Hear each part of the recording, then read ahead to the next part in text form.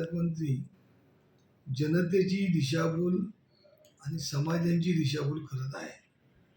परवा शिवजयंतीनिमित्त सांस्कृतिक भवन आणि स्मारक त्या ठिकाणी करण्याच्या दृष्टीने कलादालन करण्याच्या दृष्टीने उद्घाटन केलं. त्यावेळी मराठा समाजाच्या सांस्कृतिक भवन म्हणून नाव देऊन अन्य समाजाच्या भावना दुखावलेल्या आहेत. कारण कोणत्याही असलेल्या सांस्कृतिक संचालनाकडून अशा समाजाच्या नावाने कोणतंही सांस्कृतिक भवन बनलं जात नाही. अशा प्रकारची ही रीत आहे. पण त्या ठिकाणी मराठा समाजाचे लोक मला निवडणूक काळात भेटले म्हणून या ठिकाणी मी मराठा समाजाच्या सांस्कृतिक भवन तयार करतो अशा प्रकारचं सांगून अन्य समाजाला पण अशा प्रकारच्या त्या ठिकाणी शासकीय जागेमध्ये सांस्कृतिक भवन देणार आहेत का? आज त्यांच्या मतदारसंघातला असलेला ब्राह्मण समाज, गावित समाज, भंडारी समाज किंवा अन्य समाज जे आहेत, या सर्व समाजांना, वैश्य समाज आहे, या समाजांना अशा प्रकारची तुम्ही अशीच सांस्कृतिक भवनं शासकीय जागेत देणार आहात का? याचं प्रश्नाचं उत्तर पालकमंत्र्यांनी द्यावं. आज या ठिकाणी जे सांस्कृतिक भवन करताना एका नटाने मला फोन केला म्हणून मी या ठिकाणी अशा प्रकारचं सांस्कृतिक भवन तयार करतो.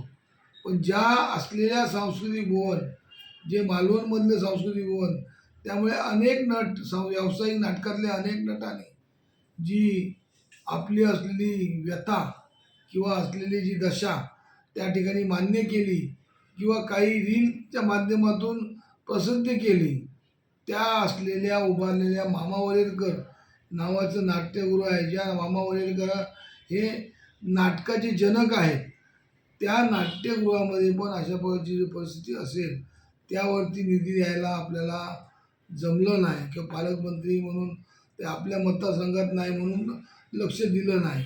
तसंच कुडाळमधलं जे मच्छिंद्र कांबळी ज्यांनी साता समुद्रापलीकडे आपली भाषा नेली, मालवणी भाषा, त्या मच्छिंद्र कांबळींच्या निधनानंतर त्या ठिकाणी जे सांस्कृतिक भवन उभं करण्याचं कुडाळ नगरपंचायतीच्या हद्दीत केलं, त्या ठिकाणी पण एका नटाने येऊन त्या ठिकाणी सांगितलं की हे अशा पद्धतीने व्हायची गरज आहे, त्यासाठी निधी कमी पडत असेल तर देण्याची गरज आहे.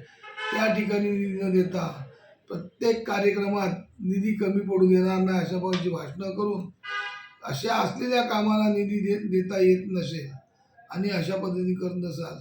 त्याचबरोबर हे जे मराठा सांस्कृतिक भवन उद्देश करण्याचं घोषणा केली, त्या ठिकाणी या शहराचा प्रथम नागरिक म्हणून नगराध्यक्षाला कोणत्या प्रकारचं पत्रिकेवर नाव नाही किंवा तिथे बोलवलं गेलं नाही. कारण हा प्रोटोकॉलचा जो आहे हे जिल्हाधिकाऱ्यांनी लक्षात आणणे गरजेचं आहे.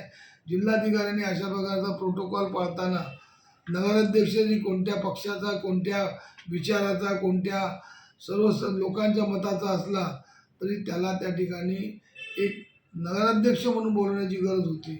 त्या ठिकाणी बोलवलं गेलेलं नाही. कारण हे सांस्कृतिक भवन उभारल्यानंतर कोणाच्या ताब्यात देणार आहात? ते नगरपालिकेच्या ताब्यात देणार आहात की अन्य कोणाच्या ताब्यात देणार आहात?